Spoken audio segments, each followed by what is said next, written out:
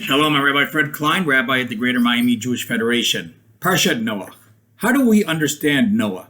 And there are many different explanations among the rabbis, and I'd like to share one. The true muster of a leader is how one responds to crisis.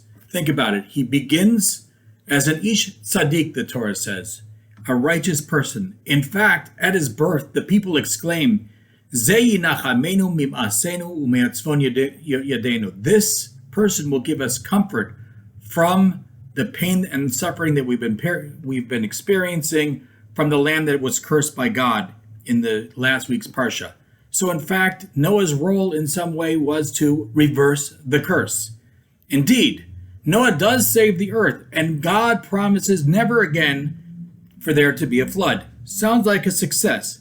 And yet, throughout this entire narrative, we never, ever hear Noah speak. The only thing that he ever utters in the entire Torah is ironically a curse of his son. It's really the last thing that we hear from him in his life. So he goes from someone expected to reverse the curse to someone who ends up cursing his own family.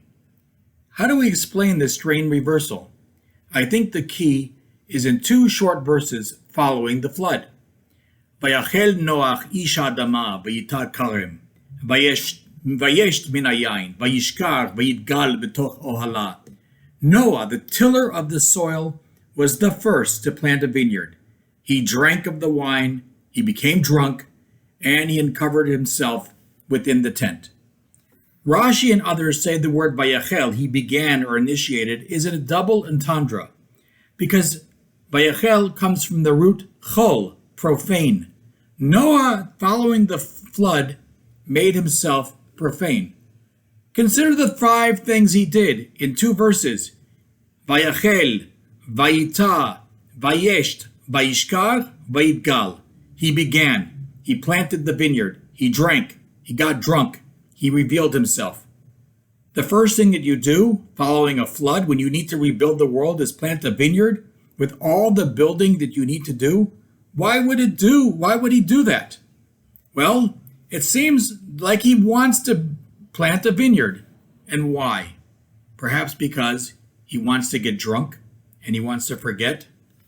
If at one point he had a spiritual center, perhaps following those traumatic events of the flood, of what he saw in his life, he turned away from God and therefore focused upon the earth. He tried to forget. Perhaps Noah came out of the crucible of the flood physically, but he never really came back spiritually. The question is, how do each of us respond to traumatic events? We are all susceptible to forgetting our values and who we are and what we are about. The Midrash tells us that there's a great irony, because Noah begins as an ish tzaddik, a very righteous individual, but ends up, in that verse I just quoted, an ish adama, a person of the ground. Crisis is an opportunity to grow as well, to transcend what one thought they could achieve in life. That same Midrash says Moses began as an ish mitri. He was just an Egyptian person. He grew up in the house of Pharaoh, but ends up as ish Elohim, the man of God. So while Noah was an ish tzaddik, a righteous person, and ends up an ish adama, a person of the earth, very earthly, Moses' life is an opposite trajectory. And think about Moses' life. His life too was defined by trauma. He was a fugitive. He was in battle with Pharaoh. He was the object of derision from his own people numerous times and rebellions. He had so many reasons to just fold in the towel and just give up. But yet he didn't. He transcended himself. Today, we are facing a modern-day flood, a modern-day Mabul. A year ago, who could have imagined the changes in our lives right now? And the question that each of us have to ask ourselves is, how will each of us respond?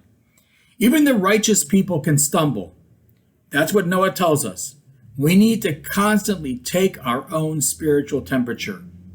We need, during these times, to strengthen our spiritual lives and to strengthen one another, because we are all in different degrees, like Noah or like Moses, being traumatized to different degrees. So the question each of us need to be aware of and asking ourselves every day is, how will we respond right now? Will we respond like Noah or Moses? Wishing all of you a Shabbat Shalom.